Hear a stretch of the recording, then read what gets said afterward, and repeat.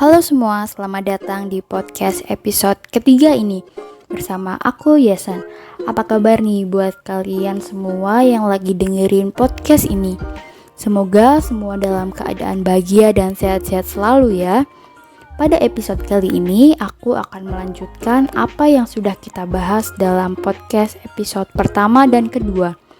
Di episode pertama kita sudah membahas seputar COVID-19. Kemudian di episode kedua kita juga sudah membahas bagaimana cara pencegahan dan pengobatan COVID-19. Buat kalian yang belum mendengarkan podcast episode pertama dan kedua, jangan lupa untuk mendengarkannya dulu ya.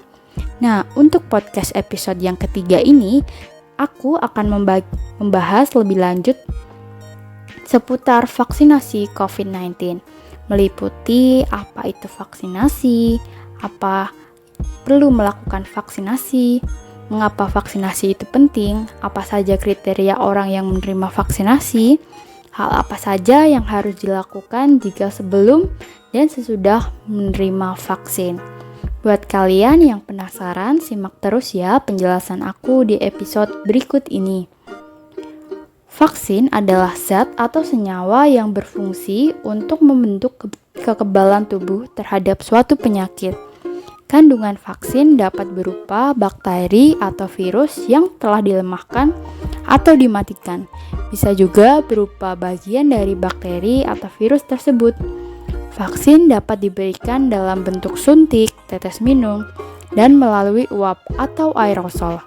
Vaksinasi adalah proses pemberian vaksin ke dalam tubuh. Bila seseorang sudah mendapatkan vaksin untuk suatu penyakit, tubuhnya bisa dengan cepat membentuk antibodi untuk melawan kuman atau virus penyebab penyakit tersebut ketika nanti ia terpapar. Oleh karena itu, vaksinasi sangatlah penting dilakukan sebagai bentuk perlindungan diri terhadap penyakit, terutama pada masa pandemi COVID-19 ini.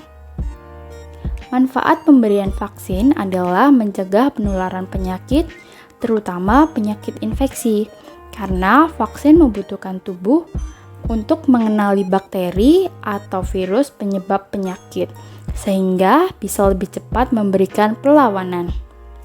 Manfaat pemberian vaksin adalah mencegah penularan penyakit, terutama penyakit infeksi, karena vaksin membuat tubuh mengenali bakteri atau virus penyebab penyakit, sehingga bisa lebih cepat memberikan perlawanan. Bila kalian sudah mendapatkan jadwal vaksinasi COVID-19, sebaiknya lakukan vaksinasi sesuai jadwal. Tidak hanya untuk melindungi diri kalian sendiri, tetapi juga orang-orang di sekitar kalian. Setelah mendapatkan vaksin, kalian bisa melakukan tes serologis untuk melihat apakah tubuh kalian sudah membentuk antibodi atau kekebalan terhadap virus corona.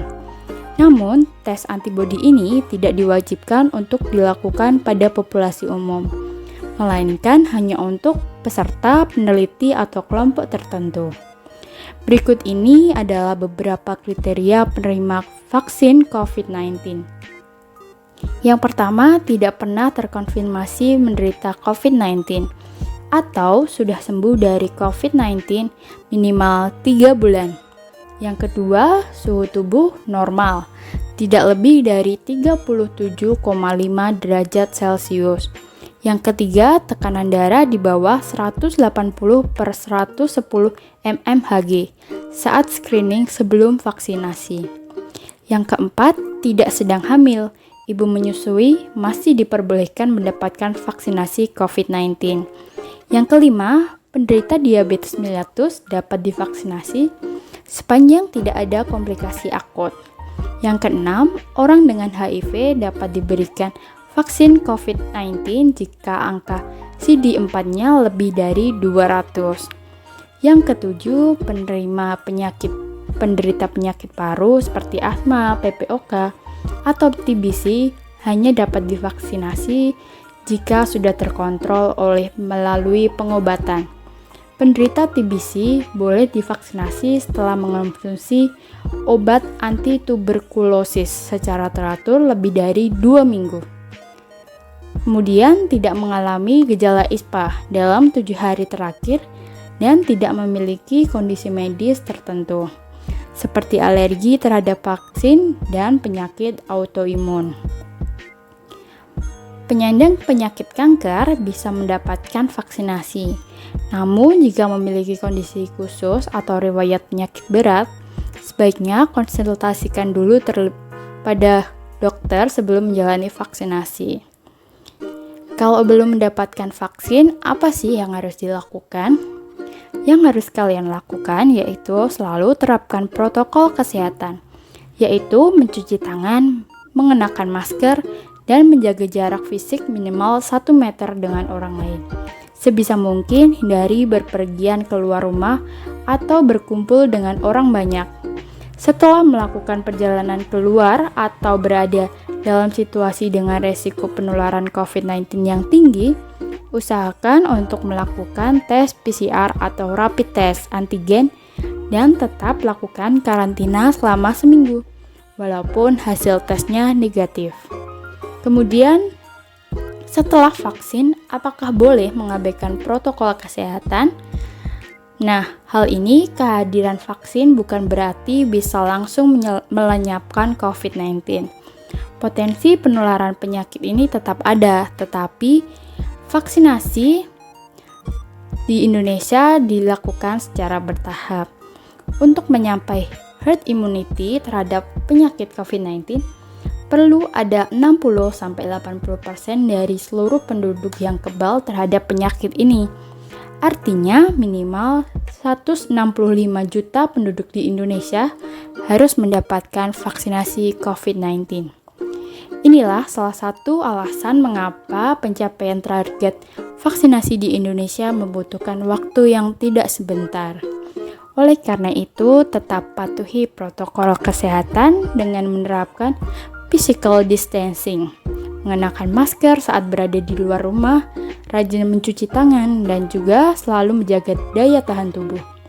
Nah, sekian dulu ya penjelasan dari aku seputar vaksin COVID-19. Terima kasih sudah meluangkan waktu untuk mendengarkan podcast ini. Semoga podcast ini dapat bermanfaat bagi kalian yang sudah mendengarkannya. Jika kalian suka dengan podcast video ini, kalian jangan lupa like, komen, dan share video ini ya, agar orang lain juga dapat mendengarkannya. Dan jangan lupa, ingat selalu pesan ibu. Sampai jumpa. Ingat pesan ibu, pakai maskermu, cuci tangan pakai sabun, jangan sampai tertular.